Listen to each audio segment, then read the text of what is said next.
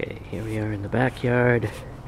Now over here, I had shown, actually I hadn't posted a video of this. This is the side of the yard. We've got, you can see a sidewalk that bisects the yard in a curved manner.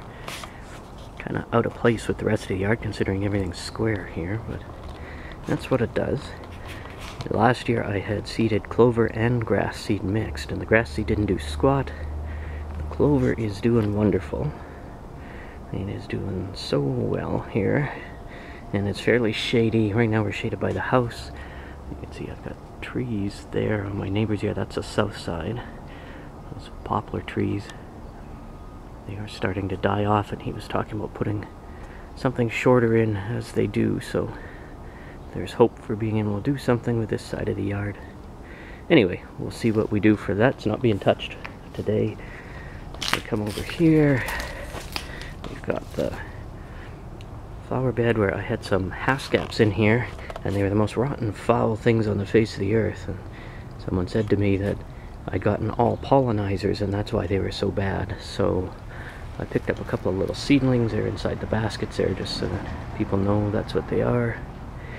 And they're doing okay. These things, I think it'll bounce back and then they'll grow like crazy, because that big bush right there that you can see there is only 3 or 4 years old. So once it got going, it went nuts. I've got a patio here. Just get out of the sun so you can see. Patio, that's a grapevine. Valiant grape. It's going great.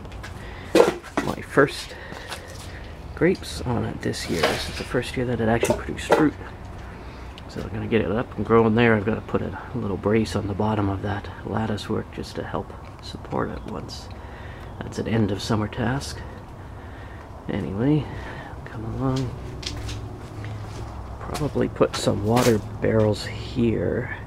You can see the eave that's coming from the house at the back corner. I think we'll put water barrels in here. I won't get them hooked up today, but when we get them hooked up, they'll go out into the pathways, which I'll show over here.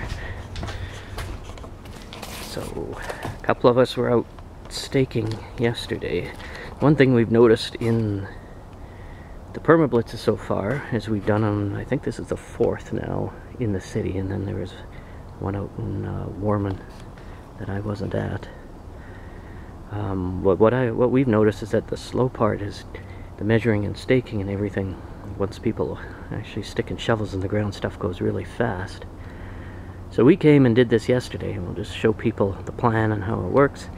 Simple, fairly linear.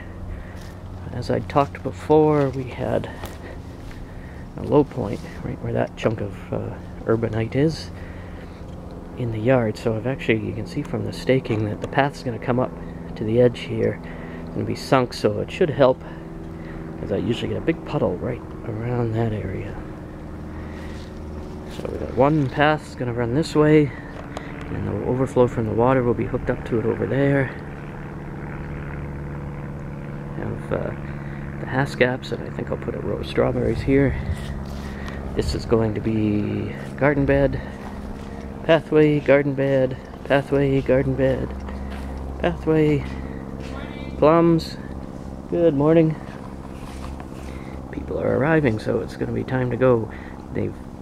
I've got short and a long pathway here, if you notice. At the end of each short pathway there's going to be fruit. I think it was Saskatoons we're going to put in because they grow nicely around here. So we'll have that. Hack out those trees. Anyway, we'll do a video at the end of it too. Show everybody how far we got.